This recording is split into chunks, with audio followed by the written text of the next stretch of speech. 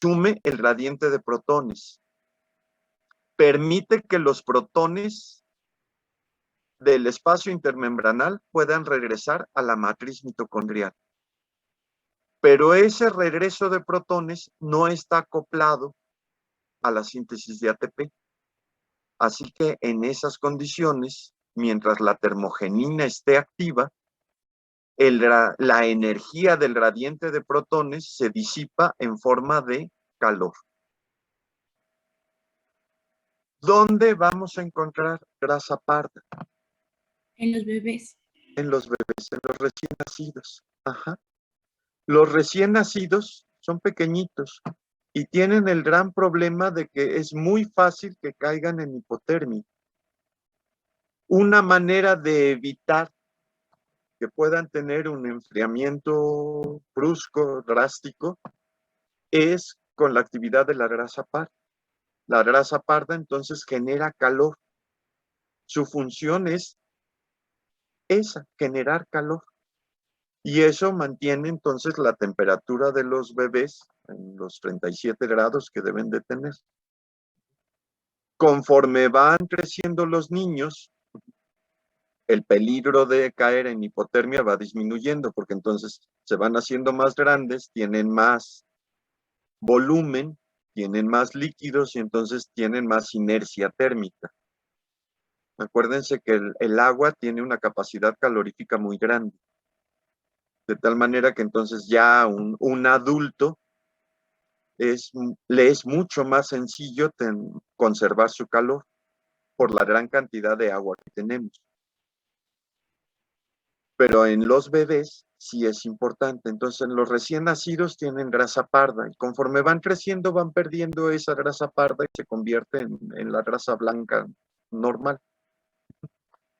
Pero entonces, mientras haya grasa parda, la proteína termogenina va a ser activa y su función va a ser generar calor y entonces mantener la temperatura corporal. Entonces, esa sería una función adicional del gradiente de protones. De hecho, el gradiente de protones tiene muchas posibles funciones.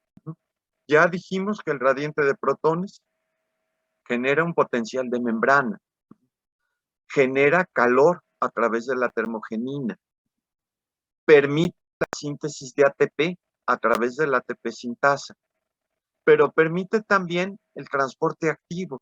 Ya dijimos, la entrada de fosfato, por ejemplo, está acoplada a la entrada de protones. Entonces, eso es un transporte activo. Puede dirigir también la síntesis de NADPH. En plantas, por ejemplo, eso es esencial. Y en bacterias puede dirigir el movimiento de los flagelos. Entonces, la verdad es que el gradiente electroquímico de los protones tiene muchas funciones. Ahora, los complejos respiratorios,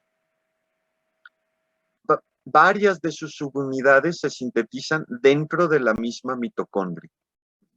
Y entonces la mitocondria tiene su propio genoma. La verdad es que es un genoma ya pequeñito, muy pequeñito.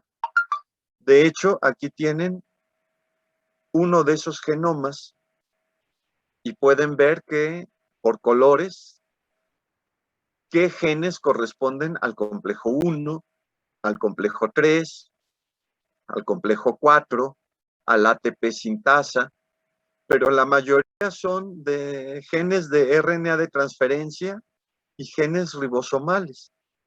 La verdad es que ya quedan muy poquitos genes dentro del genoma mitocondrial. La mayoría de los genes del genoma mitocondrial migraron al núcleo. Prácticamente toda la maquinaria enzimática que tenía la mitocondria, todos esos genes ya están en el núcleo. Solo se conservan estos y seguramente se conservan porque son proteínas, se ha visto que son muy hidrofóbicas, que no es fácil hacer que atraviesen la membrana externa y interna de la mitocondria y entonces tienen que sintetizarse forzosamente dentro de la mitocondria. pero la verdad es que la inmensa mayoría de los genes que tenía la mitocondria ancestral, pues ya todos están en el núcleo, solo estos no. De hecho, simplemente para poner números, la NADH deshidrogenasa tiene 43 subunidades, pero solo 7 de esas 43 se sintetizan dentro de la misma mitocondria y están contenidos en el genoma mitocondrial. De la succinato deshidrogenasa son 4 subunidades. Ninguna está en el genoma mitocondrial. Todas vienen importadas desde el núcleo. Del complejo 3 son 11 subunidades, pero solo una se sintetiza dentro de la mitocondria y su gen estaría contenido entonces en el genoma mitocondrial. Del complejo 4 solo son 3 y del ATP sintasa solo son 2 de las 8 subunidades que lo componen. La verdad es que ya queda muy poquito. Entonces todos los genes han ido migrando a la mitocondria. Ahora, existen otros organelos que también generan gradientes de protones, es más, que tienen también cadenas de transporte de electrones. El cloroplasto,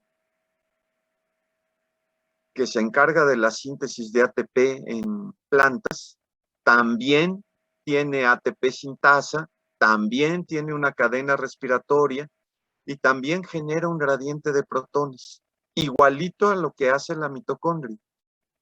Solo que en este caso, los protones se acumulan dentro de los tilacoides. Pero la idea es la misma, solo que esta cadena de transporte de electrones no la alimenta el NADH, la alimenta la luz. Entonces tiene proteínas complejos que se estimulan por luz y son los que generan el gradiente de protones. Protones que van a permitir la síntesis de ATP. De hecho, las bacterias tienen también su cadena respiratoria, tienen también su ATP sintasa, solo que en este caso los protones se acumulan aquí en el espacio que existe entre las dos membranas bacterianas.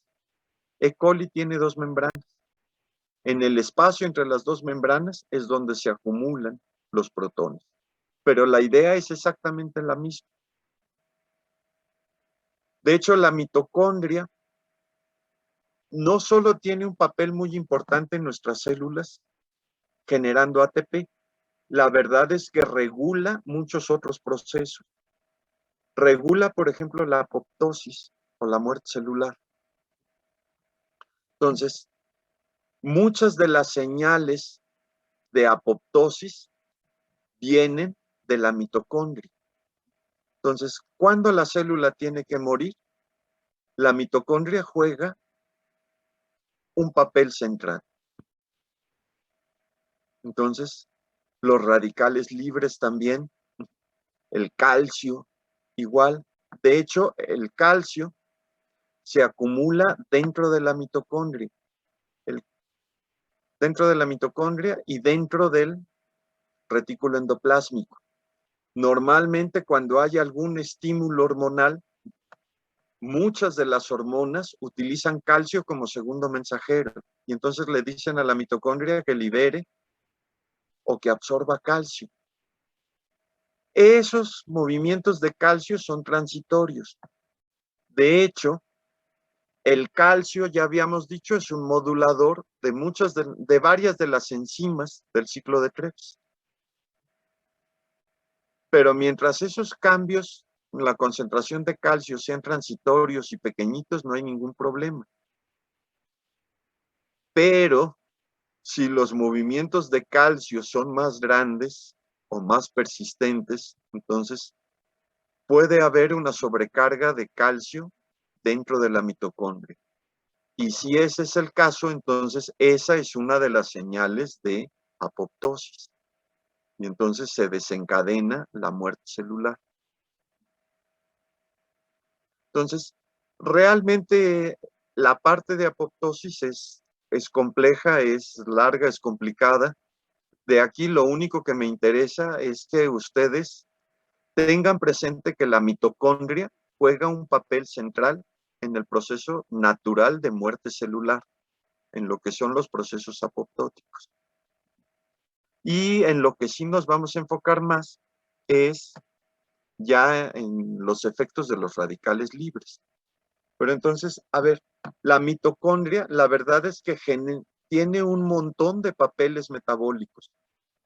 No solo la síntesis de ATP, resulta que también participa en la apoptosis, participa en el metabolismo de neurotransmisores, participa en la síntesis de hormonas esteroides, lleva a cabo su propia síntesis de DNA y RNA. A partir del ciclo de Krebs, inicia la síntesis de pirimidinas y de bases nitrogenadas. A partir del ciclo de Krebs se da la síntesis de ácidos grasos. Puede iniciar el proceso de síntesis de glucosa. Inicia el metabolismo del colesterol. Inicia la síntesis de los grupos hemo. Se lleva a cabo también la detoxificación del amonio en el ciclo de la urea. Entonces, la verdad es que tiene un montón de papeles importantes. Y uno sobre el que vamos a enfatizar es también la generación de radicales libres.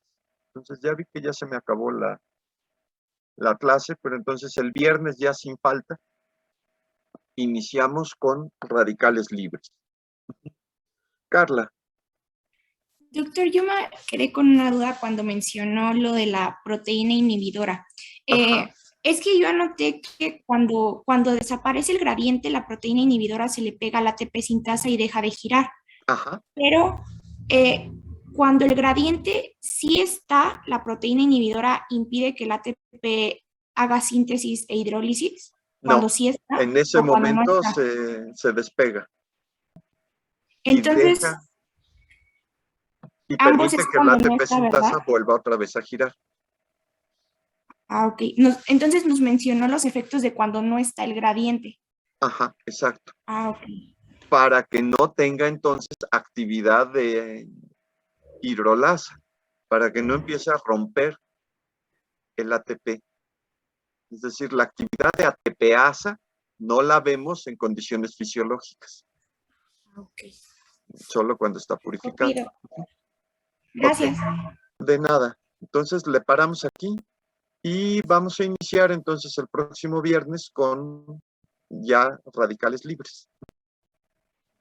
Entonces, no todos los libros tienen un capítulo de radicales libres, entonces sí, busquen algún libro de bioquímica que sí lo tenga y sobre ese vamos a trabajar. Gracias, doctor. Ok, entonces nos vemos el viernes.